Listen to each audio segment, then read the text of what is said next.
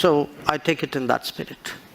I think as a follow-up to that, a lot of the noises I've been hearing, both in the United States and here in Europe, is on a similar train, that you have a problem with China on the border. It's been going on for decades now.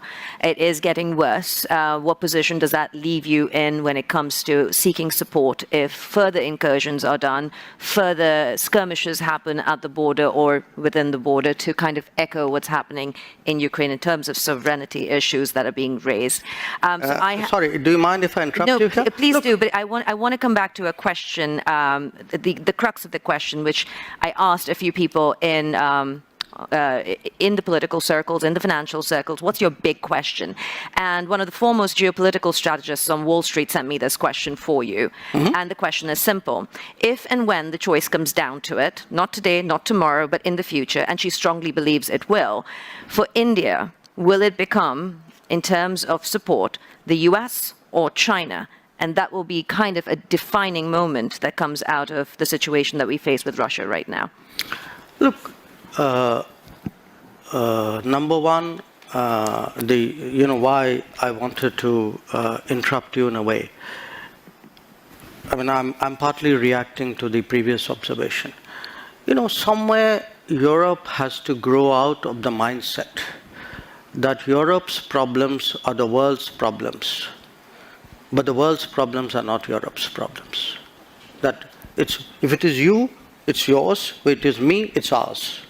I think that's something, and I see, reflections of that. Again, in terms of, there is a linkage today which is being made. A linkage between China and India and what's happening in Ukraine. So come on, guys. I mean, China and India happened way before anything happened in Ukraine. So the Chinese don't need a precedent somewhere else in the world on how to engage us or not engage us, or be difficult with us or not be difficult with us.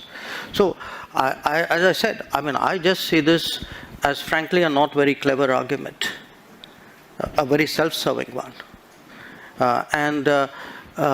This idea that, your grand strategy must be about how you will choose. I will do what, as all of us do.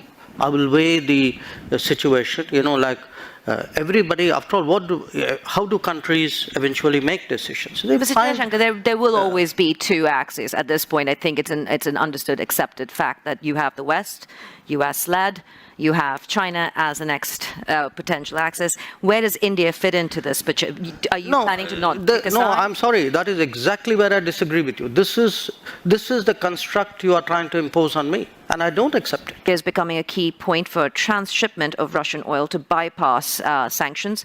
How does that serve India's foreign policy interests? I don't know. Does whoever wrote that knows what transshipment means? Well, transshipment is when you get it. No, when you get it and you sell it to somebody else. I have not even heard of anybody in India thinking along those lines. So yes, we do buy. So you're saying the Wall Street Journal report is inaccurate, that they're quoting? Politely, yes. Okay. So I can say it less politely, India is not a conduit to any Russian oil transactions. No, not at all. Listen. Please understand the oil markets. There's an enormous shortage of oil. There's a physical shortage of oil. Getting access to oil is difficult. A country like India would be crazy to get oil from somebody and sell it to somebody else. This is nonsense. What will or what is India's position on the world stage? Because if you want to talk about one